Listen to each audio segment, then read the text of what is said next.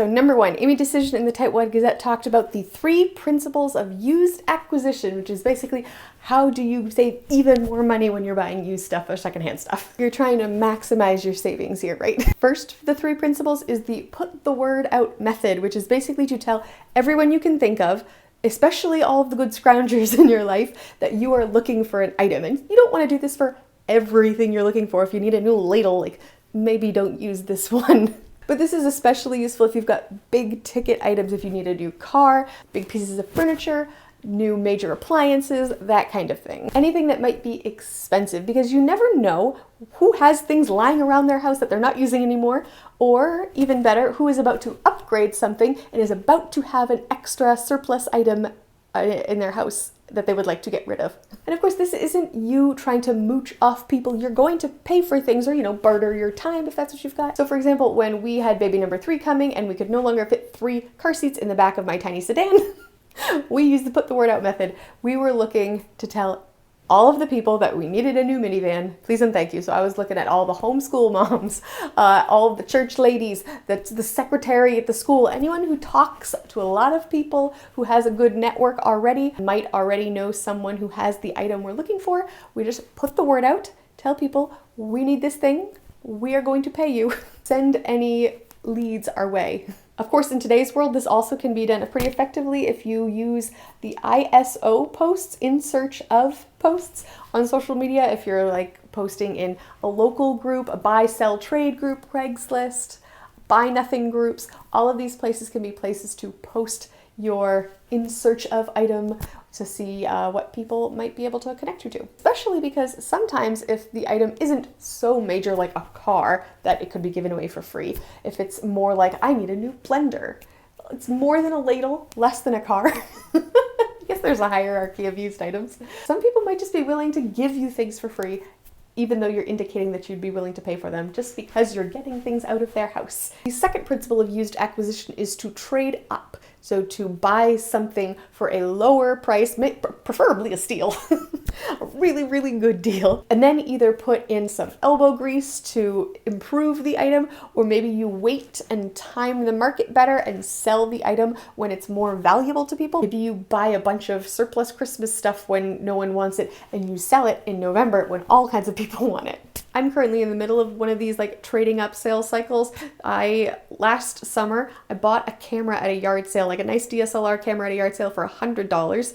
And just last month, I was able to sell that same camera because I timed the market a little bit better for $350. And now I'm trying to take that money and use the added value to roll into an even newer camera that has a few features I'm looking for, because I am tired of getting the notification on my phone that says you don't have any more storage left, because I film all my YouTube videos on my phone and I'm ready for a change. The third principle Amy mentions is to use temporary ownership. So if you have a need and you don't think it's going to be a permanent, ongoing need in your life, if you just need a certain item for a certain little season, you can potentially buy something used for a certain price and then sell it for the same or only slightly less price, which basically means you got the use of that item for free for however long you needed it. So let's get granular. For example, let's think of Instant Pots. If you go to Walmart or Amazon, you can probably buy it for like $100, $120. But then if you go on Craigslist or Facebook Marketplace, you can probably find a lot of people trying to sell their old Instant Pots for like $35 or $40. Maybe you're in a season when you know you're going to be going to a lot of potlucks in the next year, but not much more after that. Maybe you want an Instant Pot, but just for a year. You can probably go and buy a used Instant Pot for $40 or so and use it for the whole year and sell it at the end of it for roughly the same price. Now you just got the use of that item for free.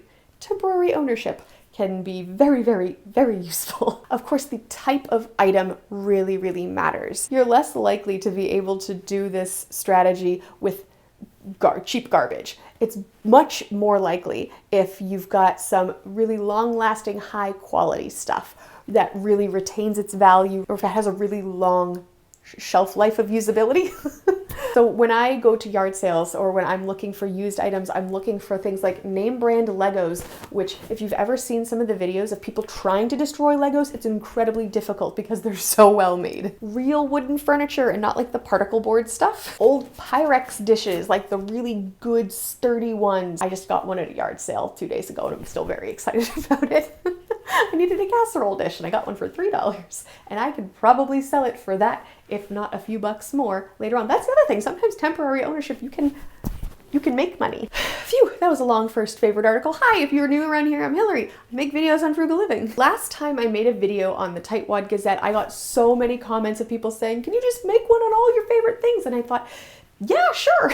Because apparently a lot of you guys really liked this old book and newsletter from the 1990s. I didn't discover the Tightwad Gazette until about 2019 when the beginning of my more extreme frugal journey began. And it was really funny because now many of these practices are so normal for me that I'd forgotten that I learned them in the Tightwad Gazette until I'm flipping through this 1,000-page book. Why don't I have it here? I gotta get it for you guys.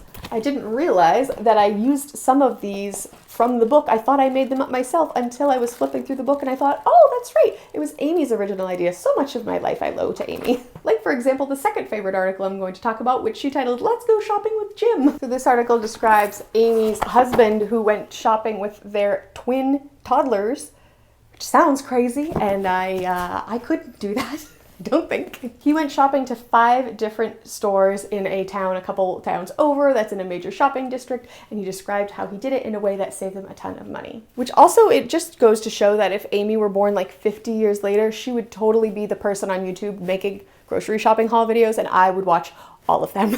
No, but seriously, this article really changed the way I looked at grocery shopping, which I didn't even know there were multiple ways to do grocery shopping until this article. When I was a single person, here's what I do. I would make a shopping list of all of the items I was out of and all of the ingredients that I would need in recipes that I wanted to try cooking that week. And then I would go to the store once or twice a week and I would just walk up and down every single aisle and I would grab the things on my list and anything else that looked good. And I spent so much more money and half of my food went to waste and it was a terrible idea, but this article changed things for me. Her husband Jim had this precision engineering method of grocery shopping. It was get in, get the food that's at the rock bottom prices, which you knew was the rock bottom price because they were comparing it to their price book. And then you get those couple things and then you get out and then you go to the next store and you do it again. And there's no wasted time. Well, I mean, you have 2 toddlers. There's gotta be some wasted time. They're not going to every store every week. They're not driving 2 hours away to just save $2 because you had a coupon. And they're not just wandering around. She's a genius, I tell you. Oh, okay, this video is already getting too long. I was supposed to talk about 14 different articles that I loved. I'm not gonna get to that in time. Okay, this needs to be a series, I think. Let me know what you think in the comments. Series, second video, let me know. All right, which one do I pick? Which one do I pick? Okay, you know what? To round this video out, I'm gonna talk about power yard sailing because 'tis the season, the weather's getting nice, the yard sales are popping up. I've already been to a couple. I have another one I have to get to tomorrow, so let's talk. I don't think I even shopped yard sales before reading the Tightwad Gazette and her guide to yard sailing. I don't think I ever considered that there was good stuff at yard sales. I just assumed it was people selling all their old crap that they didn't want. And now look at me go. It's Saturday morning, it's the summer, you know where I'm going. Of course, Amy's method from the 90s of getting the paper and looking in the classifieds where everyone lists their yard sales and taking a paper map and a pencil and circling all the addresses, it's a little outdated. However, I'll update it for you based on what I do now. So here's what I do. Friday evening and again on Saturday morning, I'm going to my city's Facebook page and searching the term yard sale and sorting by recent. So I'm going to find anyone who posts, hey, we're having a yard sale at this address. Better yet, if they say the specific items that they're selling, or if they add it's a multi-family yard sale, all of those things are important. Local Facebook groups are where I have found the most success finding the yard sales advertised. I've checked other apps, I've checked other websites. I really don't think any of them work as well as Facebook nowadays.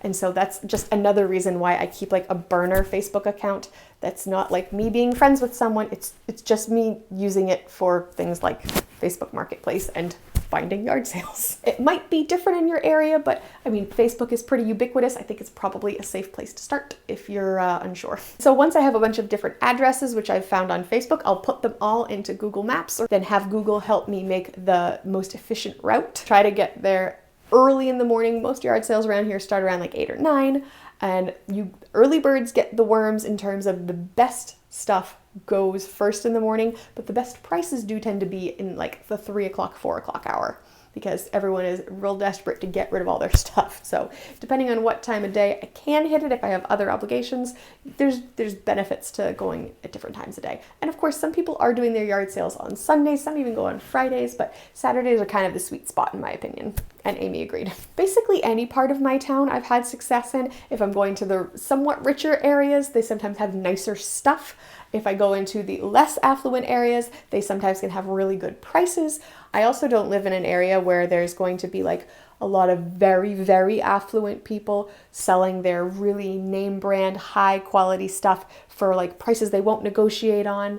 I would skip those if I found them. I'm also not seeing a lot of those like perpetual yard sales where people just have a garage full of stuff they're always trying to sell every week. Although there are a couple places in town and I already know like I don't bother going to those even if I see them advertising every weekend on Facebook Marketplace. So before I leave, I make sure I'm packing snacks and a drink, especially if I'm going to take a kid or two with me. I make sure I have good snacks for the kids. I want to bring my to hunt for list and my kids' clothing inventory so I know what sizes and which articles of clothing I need to find. I should probably talk about the kids' clothing inventory in a different video because that deserves a whole video in itself. It's really useful. And sometimes I'll also try to bring like a measuring tape if I've got some bigger items on my to hunt for list that I really need to know the specific measurements of. And Amy says that when she gets there, she does like a quick circuit of the entire sales. If there's nothing good there, she's gone in 60 seconds. If there sometimes are interesting things to look through, like a whole bin of clothes, or especially if there's free boxes, those are the best.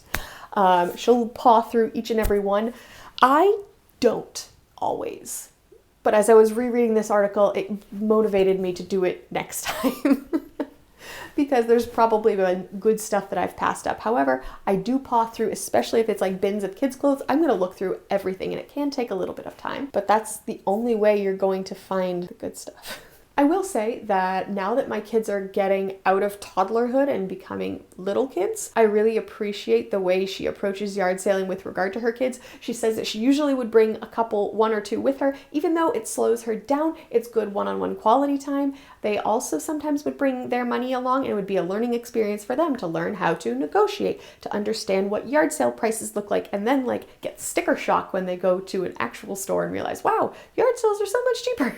And sometimes getting goodies or treats at the yard sales to reinforce the idea that good things come from yard selling. Like I liked all of those points and I'm excited to do it this summer with my kids. Speaking of which, now is the time when I need to go to bed because I'm doing some yard selling tomorrow. So if you haven't seen my first video that I made talking about Tightwad Gazette stuff, I will post that for you up here to see, and I will see you next week. Bye YouTube.